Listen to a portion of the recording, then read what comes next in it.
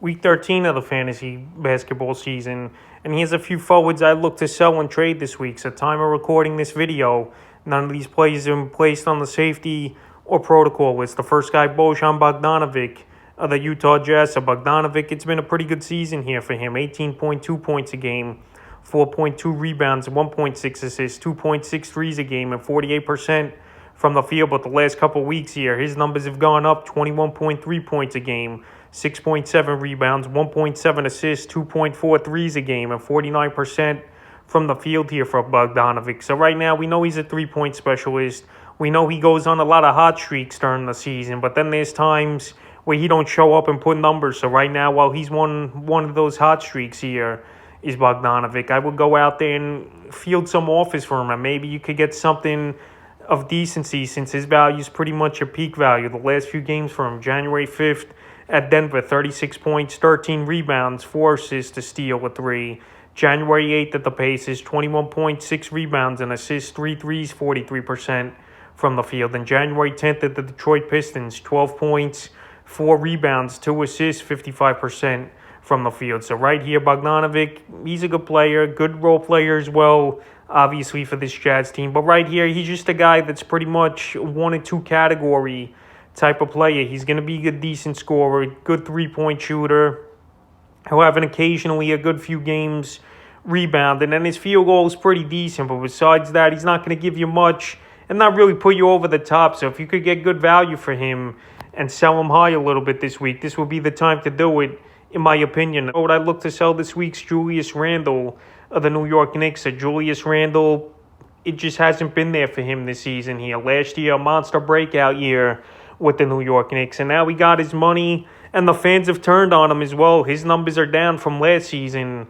Is Randle 19 points a game, 10 rebounds, 4.8 assists, 1.7 threes a game, and 41% from the field. So right here, in my opinion, he's settling too much from the field. He's not driving to the basket. He's not really getting to the free throw line as much as he did last season, and it's definitely taking a hit on his numbers. He's went down 5 points a game.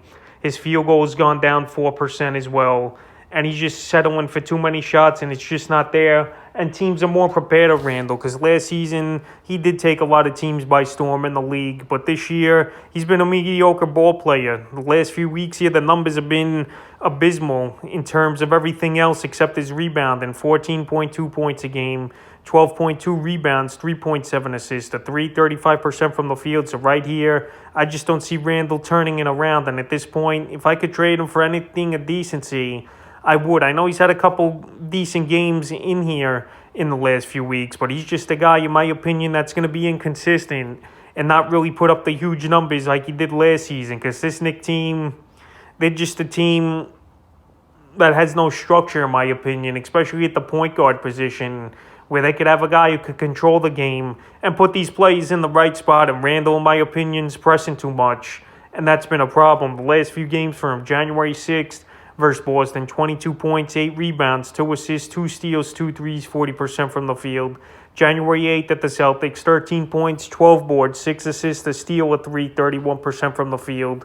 And then last night, January 10th versus the Spurs, 2 points, 12 rebounds, 3 assists, a block, 14% from the field. So yeah, he's in a bad slump right now. I know his value's not peak, but at this point, if I could get a decent deal for Randle, this would be the time to do it, because I just don't see him turning around and putting up numbers like he did last season. And the third and final forward I look to sell and trade this week's Domantas Sabonis of the Indiana Pacers. Sabonis, we know he's one of the better players in fantasy basketball, but right now, while his value is sky high, this is a perfect time to sell him high, in my opinion. On the season, 19 points a game, 12 rebounds, 4.6 assists, a steal, and 57% from the field. But the last few weeks here, his numbers have blown off the page: 24.4 points a game, 13.4 rebounds, 6.7 assists, 1.3 threes a game, and a whopping 60% from the field. To Sabonis, we know he could go out there and play,